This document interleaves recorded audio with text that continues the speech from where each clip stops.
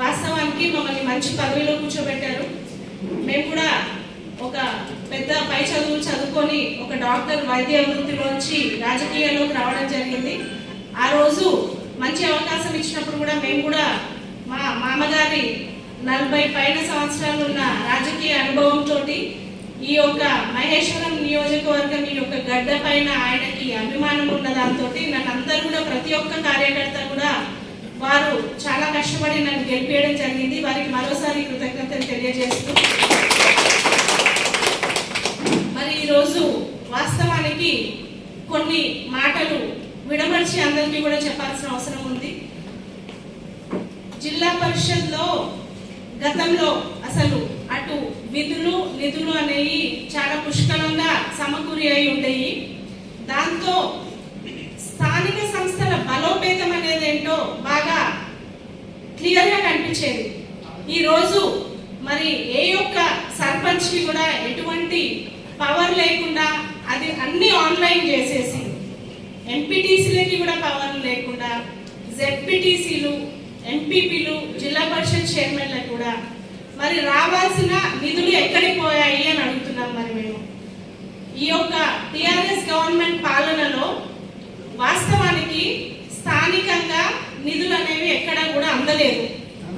అందులో పెద్ద ఎత్తున అన్యాయం అయింది రంగారెడ్డి జిల్లా.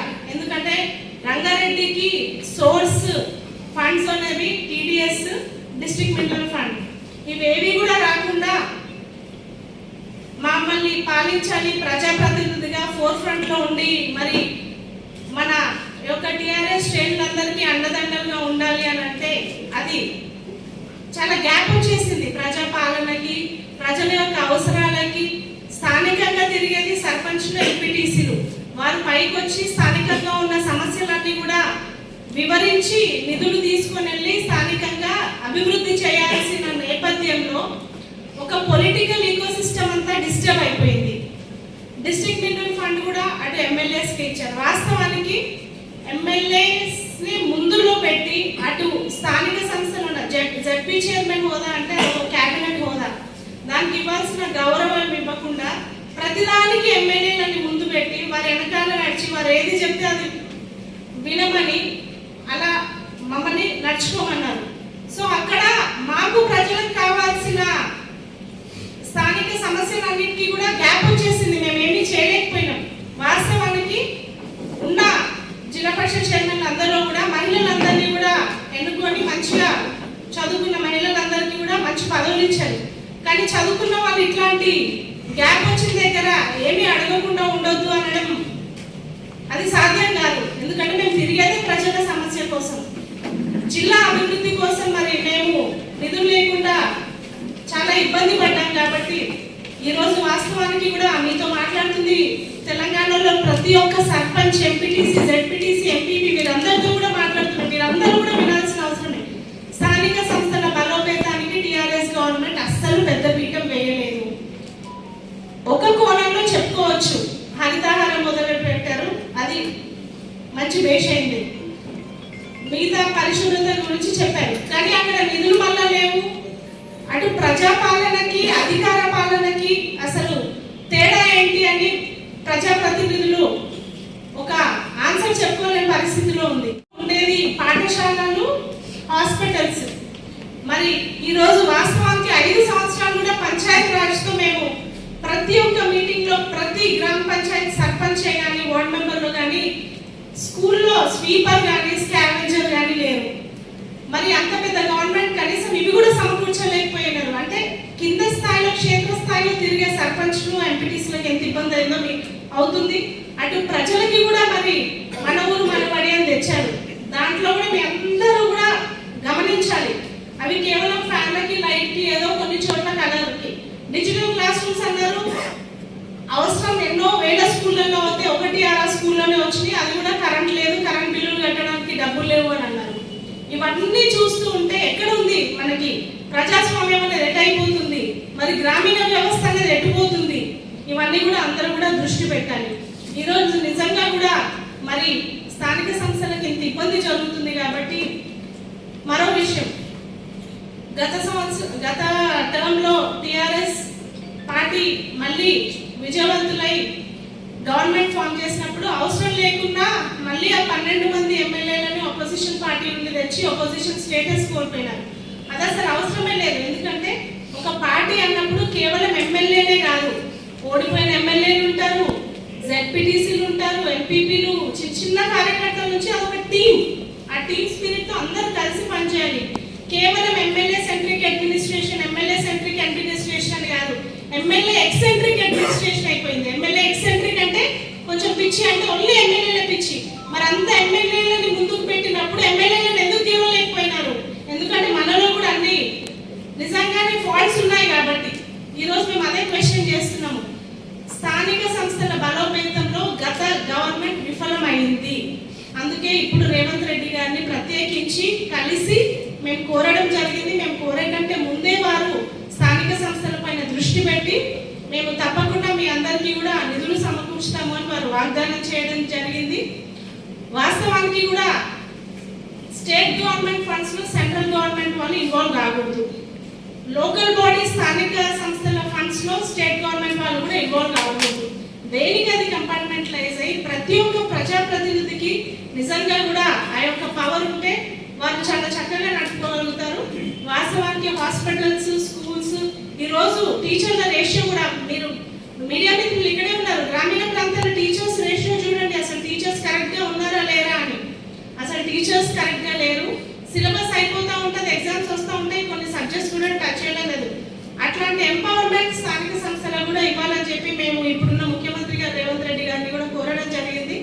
మరి మహిళలకి కూడా చాలా విషయాలు ఉంటాయి రాజకీయాల్లో ఉన్నప్పుడు. వాళ్ళు తిరిగినప్పుడు మహిళలకి ఒక బాధ్యత అప్పగిస్తే వాళ్ళు చాలా చిత్తశుద్ధితో చేస్తారు. అట్లాంటిది ఇవన్నీ నిలదీసి మన సర్పంచ్ అమ్మలు ఊళ్ళల్లో వెళ్ళి స్కూల్స్ లో టీచర్స్ సరిగ్గా చెప్పట్లేదు అనడానికి, ఏదైనా లోకల్ గవర్నమెంట్ కి కొంచెం ఎంపవర్మెంట్ ఇవ్వాలని చెప్పి కూడా ఇస్తే బాగుంటుంది. మరొకసారి చెప్తున్నాము, ప్రతిదానికి ఎమ్మెల్యే ఓన్లీ ఎమ్మెల్యేకి ఇంపార్టెన్స్ ఇచ్చి కూడా పార్టీలో ఉన్న మిగతా టీంలో అందరినీ కూడా కోల్పోయారు. ఈ రోజు వాస్తవానికి కూడా ఎన్నో సీట్లు ఎక్స్పెక్ట్ చేసిన టీఆర్ఎస్ గవర్నమెంట్ కి ఈ రోజు రాలేదు, ఎమ్మెల్యేలు గెలవలేదు అంటే స్థానిక సంస్థల సపోర్ట్, సర్పంచ్లే కానీ ఎంపీటీసీలే కానీ మిగతా వాళ్ళు ఎవరు కూడా సపోర్ట్ చేయనందుకే టికెట్లు కోల్పోయి గెలవలేదని కూడా మీతో చెప్పుకోవడం జరుగుతుంది. ఏదేమైనా కానీ ఈ రోజు మేము ఈ యొక్క రంగారెడ్డి జిల్లాలో 5 కాన్స్టిట్యున్సీస్ ఉన్నాయి. 5 కాన్స్టిట్యున్సీస్ అందరికీ కూడా మేము కేవలం మహేశ్వరం కాకుండా అటు చేవెళ్ళ, ఇబ్రహీంపట్నం అన్ని కనెక్షన్స్ ఉన్నాయి. ఎందుకంటే ఎన్నో సంవత్సరాల నుంచి కూడా ఈ గడ్డ మీద ఉండి ప్రజా సమస్యలకై, ప్రజా అభివృద్ధి కోసమై మేము పోరాడడం జరుగుతుంది కాబట్టి అన్ని ఏరియాల గురించి అవగాహన ఉంది. ఖచ్చితంగా మేము మళ్ళీ రాబోయే భవిష్యత్తులో కూడా ఈ జిల్లా యొక్క అభివృద్ధి కోసం ఖచ్చితంగా మేము ప్రతి సమస్య పైన గొంతు గలమెత్తి అడిగి కూడా మేము పైన అధిష్టానంతో చర్చించుకొని ఇవన్నీ కూడా నిధులు సమకూర్చుకుంటామని చెప్పి కూడా మీకు తెలియజేయడం జరుగుతుంది. ఏదేమైనా కానీ మరోసారి అందరికీ కూడా నేను కృతజ్ఞతలు తెలియజేస్తున్నాను. ఈ యొక్క ప్రెస్ మీట్ విన్న ప్రతి ఒక్క జెడ్పీ చైర్మన్ లో భావన కూడా ఖచ్చితంగా ఇదే ఉంటుంది. ఎందుకంటే నాకే కాదు, మొత్తం రాష్ట్రంలో అయినా ప్రతి ఒక్కరికి కూడా ఇదే వ్యవహారం అయింది కాబట్టి వారు కూడా బలోపేతం చేసుకోవాలి స్థానిక సంస్థలే అనే ఉద్దేశం ఉంటుంది. కాబట్టి ఇది ఖచ్చితంగా ఒక రీజన్ ఈ రోజు ప్రెస్ మీట్ పెట్టడానికి.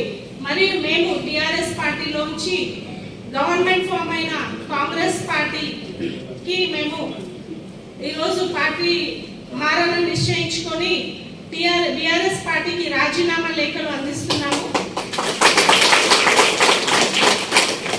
మరి ఒక మహిళా యూనిట్ కూడా మరి మహిళల పట్ల వారు ఎదుర్కొంటున్న సమస్యల గురించి ఆలోచించడంలో మనకి ఒక 27వ తారీఖున మీటింగ్ ఉంటుంది. ప్రియాంక గాంధీ గారు ఇక్కడికి లోకల్ మన రంగారెడ్డి జిల్లాలో ఏదో ఒక మండలంలో మీటింగ్ పెడతారు. అది చేవెళ్ళ అని డిసైడ్ అయింది.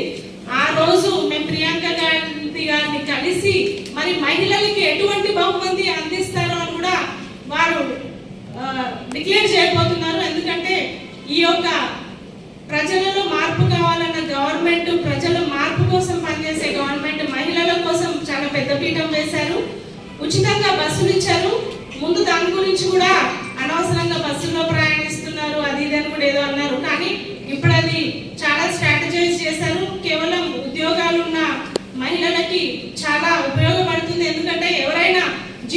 తర్వాత ఒకవేళ ట్రాన్స్పోర్టేషన్కే మాకు ఖర్చు అవుతున్నాయి మిగలట్లేదు అన్న వాళ్ళకి వాస్తవానికి చాలా పెద్ద గొప్పవరం. ఎందుకంటే మహిళలు కాళ్ళు బయటకు పెట్టాలి, వంటింటికే పరిమితం అవ్వకూడదు, ఉద్యోగాలు చేయాలి. చదువుకున్న వాళ్ళు బయటికి వెళ్ళి ఉద్యోగాలు చేస్తే వారికి తెలివితేటలు పెరుగుతాయి, జీవితంలో ఎటువంటి ఇబ్బందులు ఉన్నా ఎదుర్కొంటారు. ముఖ్యంగా ఆర్థిక సహాయం కుటుంబానికి జరుగుతుంది కాబట్టి చాలా మంది మహిళలు ఫ్రీ బస్ పెట్టిన తర్వాత ఎక్కువ మంది ఉద్యోగాలలో జాయిన్ అయ్యి కూడా చాలా సంతోషంగా ఉన్నారు. ఆ తర్వాత నేను గెలిచింది కూడా శాసనసభ్యుడిగా తెలుగుదేశం పార్టీ. ఆనాడు పరిస్థితులు బట్టి టీఆర్ఎస్ పార్టీ నాయకులు